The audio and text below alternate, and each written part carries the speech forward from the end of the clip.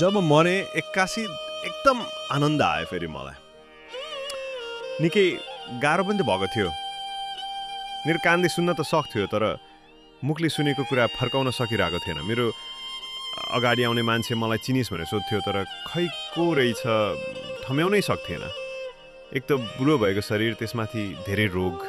तर आज अचानक सबै दुखाइसक्यो अनि फेरि मैले आफू लडेर सुतेको आफैले देखेछु नि त। मैले देखेको, मैले सास फेरेको छु नि कुनै हलचल।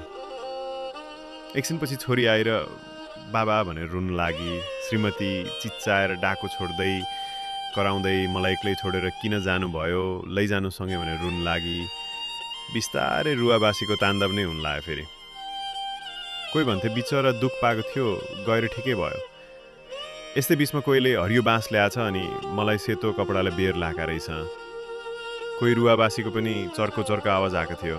मैले हेर्दा हेर्दै मलाई कपडाले बेरेर बाँसमा राख्न लाए छरछिमेकीहरू र आफन्तहरू। लासलाई छिटो छिटो सेलाउन पर्छ भनेर एकजना बुढाले भन्दै, म जसम्म हिजोसम्म जीवित, म आज लास पो भएको रहेछु भनेर फेरि पोको पारेको मलाई बाँसमा राखेर बाँध्न लागे। सबैजना मिलेर बिस्तारै आफन्तहरू आउँदै थिए। अनि कोही चाहिँ बिचरा एकदम असल मान्छे थिए, गए भन्थे भने, कोही चाहिँ के गर्नु चलिआएको चलन भन्थे, कोही चाहिँ मसँग अलि दिन अगाडि गरेको झगडा र कल सम्झेर पछुताउँदै थिए। सबै जम्मा भइसकेपछि मलाई राखेको बाँससँगै मलाई पनि बोकेर हिँड्ने तर्खर गरे अगाडि। एकजना लाभा फाल्दै राम राम भन्थे र पछाडिकाहरू सत्य हो भन्दै शङ्ख पुग्दै थिए। एकछिनमा घाट पुगे तिनीहरू, म पनि पछि पछि थिएँ। यो घाटमा थाहा छैन म कतिको मलामी आएको थिएँ पहिला, तर आज मेरो आफ्नै मलामीसँग मेरै लास जलाउन आएको छु तल खोलाको छेउमा।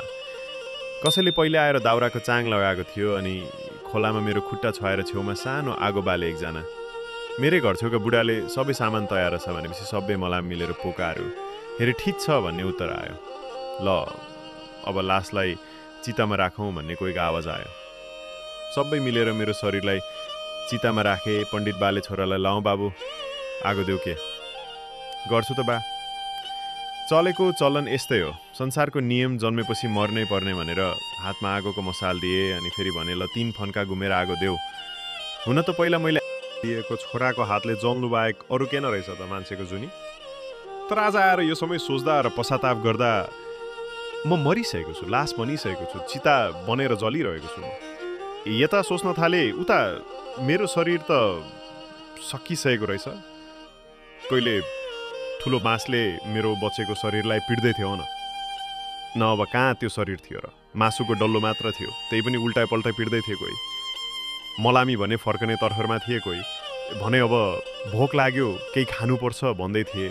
लौ अब बचेको सानो टुक्रो मलाई एउटा अङ्खारामा रहेर पानीमा बगाइदिए। अनि मलाई लाग्यो म सकिएँ, मेरो अस्तित्वबाट नाम निशान सबै हरायो। बिस्तारै साथीले बुल्छन् मलाई, अनि आफन्तले, समयसँगै छोराछोरीले।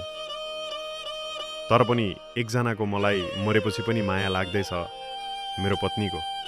सायद सेतो कपडा र खाली सिन्दुर अनि खाली हातले गर्दा ऊ मलाई आफू चितामा म जस्तै सकिने बेलासम्म पनि सम्झिरहन्छन्।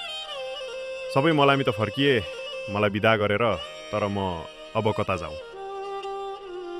न यमदूत आयो मलाई लिन, न त म उडेर बैतरणी नदी पुगेको छु। मैले जिन्दगीभर बनाएको स्वर्ग या नर्क खोइ कहाँ छन् आज थाहा भयो मलाई।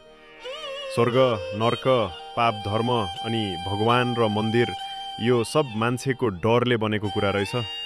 तर अब थाहा पाएर के गर्नु, म त मरिसकेको छु।